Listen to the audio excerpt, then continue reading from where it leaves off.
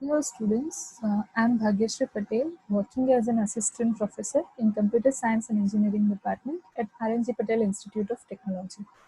Uh, Today we'll see the SQL concepts which is there in DBMS subject. The subject has been offered in third semester of GTU. So today we'll learn some SQL concepts which are very important regard to the practical when you are working with any web application because each and every web application or where data is concerned, the SQL queries are always being very important. So today we'll learn the SQL query. So this is the basic concept. Today we'll see some basic history and some basic commands related to SQL. So uh, here, very basic thing that IBM SQL language developed as a part of System R project at IBM St. Joe's Research Laboratory and which is renamed as a structure query language. So the full form of SQL is structure query language and it has been introduced by IBM Laboratory. First of all, it has been introduced in 1986. Then some modified versions was there. So that was in 89 and 1992.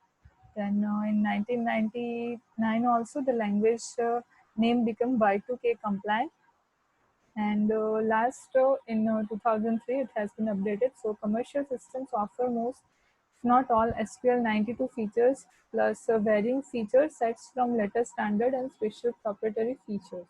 So there are some commercial system also offers the most of the SQL features. So now let us see some there is one data definition language, that is DDL. So which are the queries which are fall under the DDL? So here what is DDL? That is allows the specification of not only a set of relation but also information about each relation.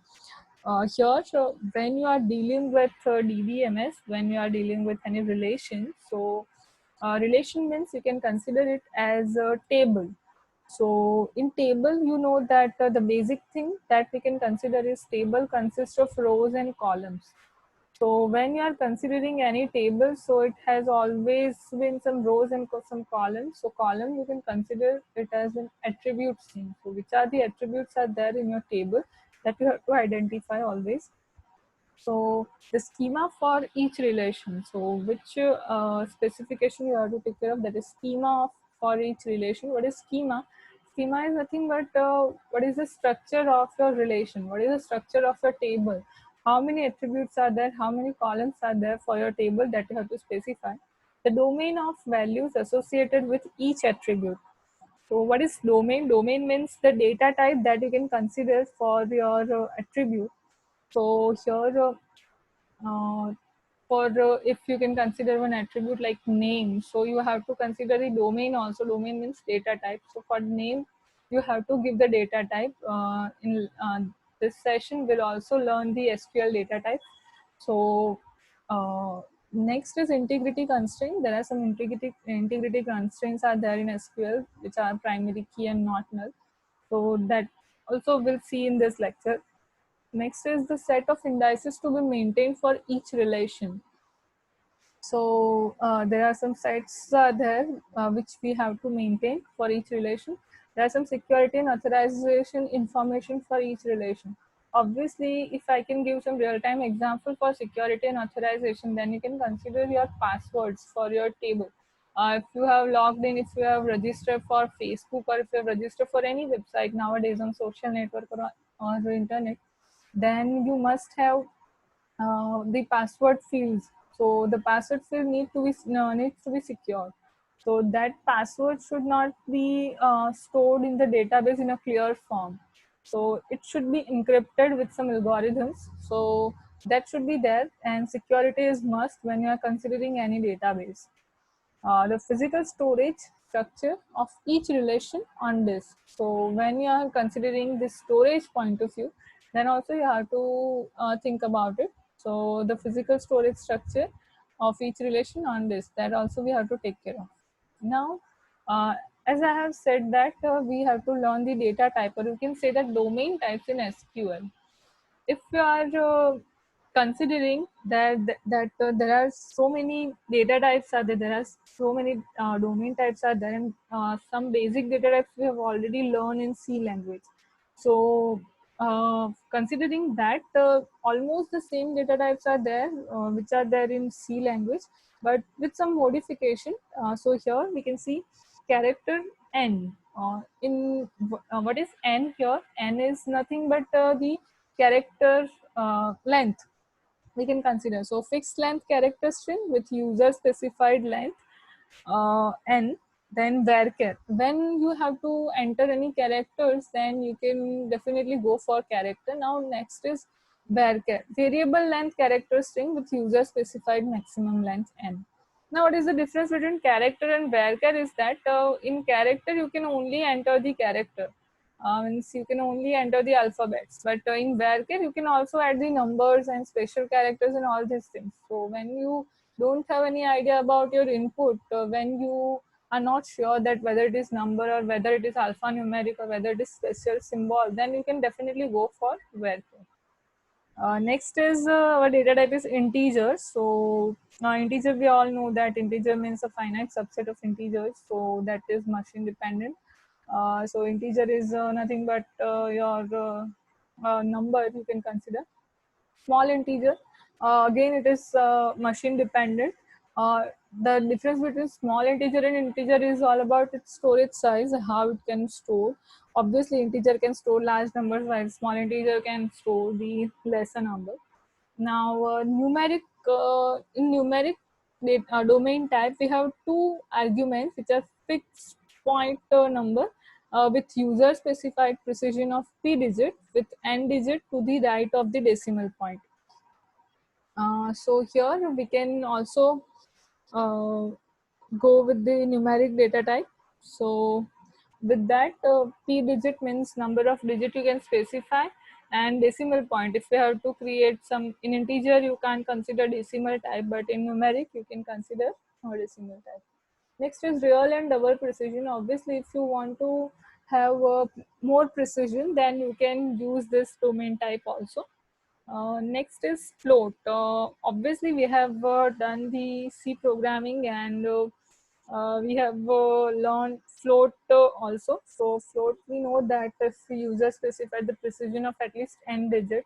So in float, if you write a float 3, then it will give the precision of decimal point of 3 numbers. So you can go for any data type depending on your data. You have to select the data type, or you can say the domain type in SQL. Now, most important thing we have to consider, I will also consider the practical also in this lecture. So create table, how to create a table in SQL. So an SQL relation is defined using a create table command. See, if you want to create any table, so what is the need of creating the table? Obviously, if you want to file some query, if you need to find some data in your table, then obviously you have to create the table. Then after that you have to insert some values, and then you can fire your query. See, nowadays if you are using any website, then using forms, using registration form, using login form, your data will be inserted in your table, but in backend it will be the data will be created like this, and data will be inserted, that we'll see later on in this lecture. So here create table. Then R. What is R? R is the name of the relation, name of your table. Then A1 D1, that is A1 is your attribute name, and D1 is the data type, or you can consider it as domain type. So A1 D1, A2 D2 up to AN DN means how many attributes you want to you want to create your table, that should be there. So here we've also written R is the name of your relation, each AI is an attribute name, and D is the data type. So here also one example has been also given. So create table, that is the command, and branch. Branch is our relation name. You can consider it as table name. Then branch name, Branch name is your attribute. You can consider it as column name. Character 15. Here we have taken in branch name, they have assumed that in branch name you only have the characters. So they have taken the domain type of character, which consists of 15 characters. So more than 50 it will not accept. So according to that, you have to give your data type and the size. Then that not null. See, not null is the integrity constraint. Means branch name cannot be null. If you want to have, if you want to insert some data, when inserting your data, you can't give any branch name as a null. So you compulsory have to add the branch name. Then branch city, that is character 30. And next attribute is asset, which is having the data type integer. So this is how you can create the table. So again, let's see how to create a table in SQL. So we'll see here.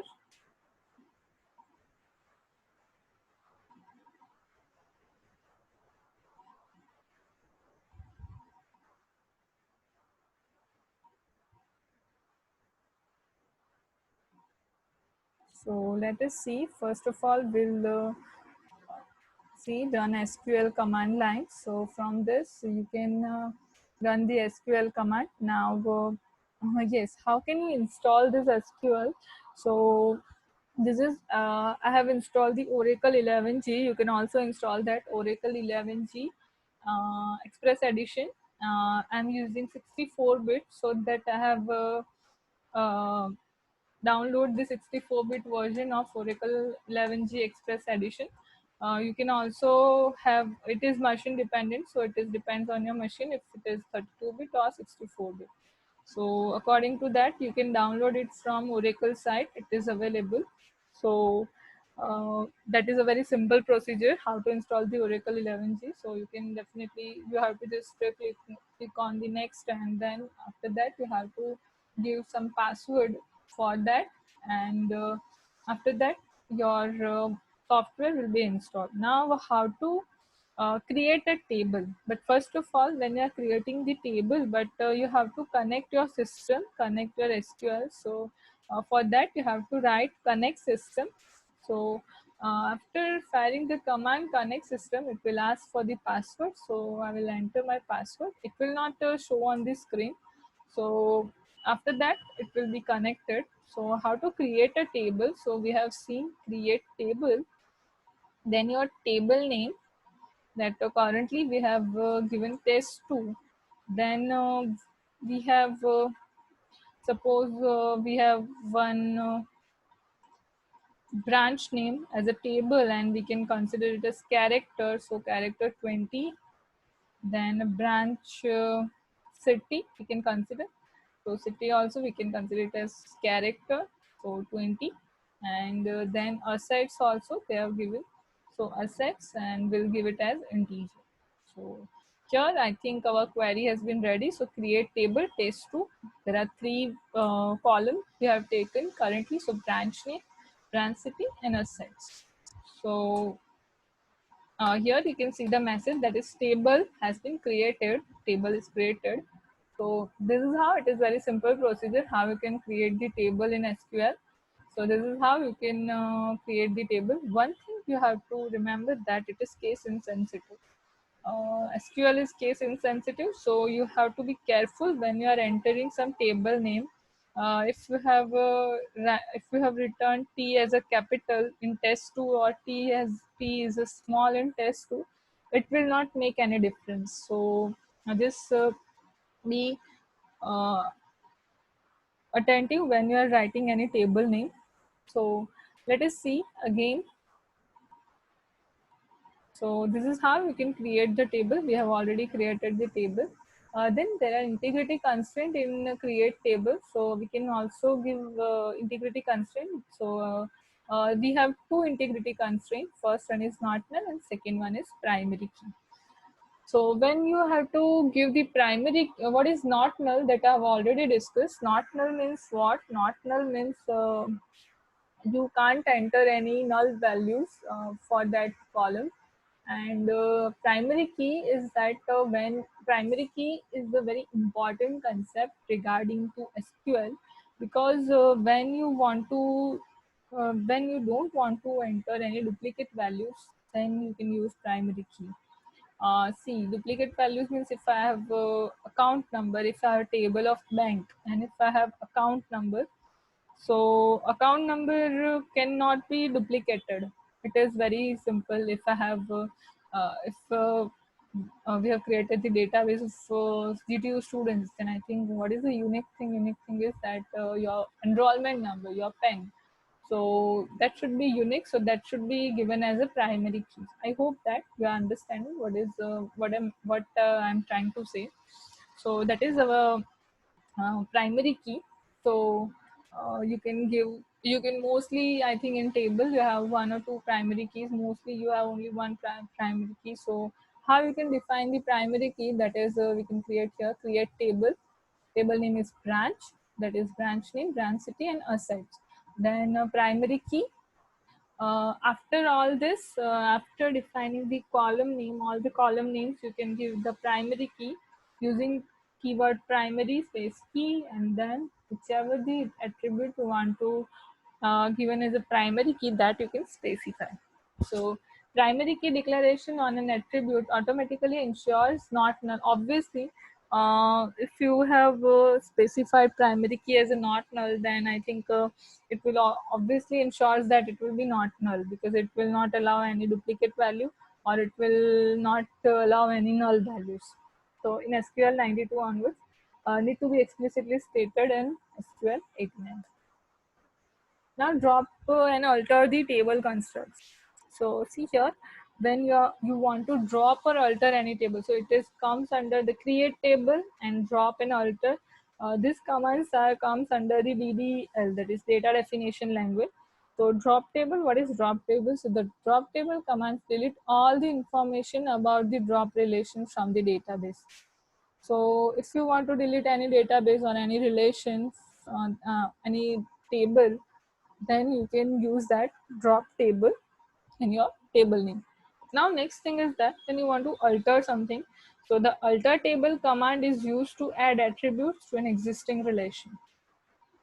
So if you want to alter your table, then you can write alter table, that is command alter table. You can see here alter table r add a d. Now it is r is a relation. Add means if you have suppose I have created some table and I have forgot to add one row. So how I can add it? So you can add using alter table. You don't have to create the table again. So you can add something like this: alter table, your relation name, add, and then A and D. Now A is your attribute name that you want to add, and D is its data type. Okay, so here we can also write the command for that. So alter table. So yes, first of all, we can uh, see the structure of your table using DESC command. So DESC test2. So how we can see that it has three table, three attribute name, and its data with its data type. So let us add some column in that. So how can you add some column like alter table,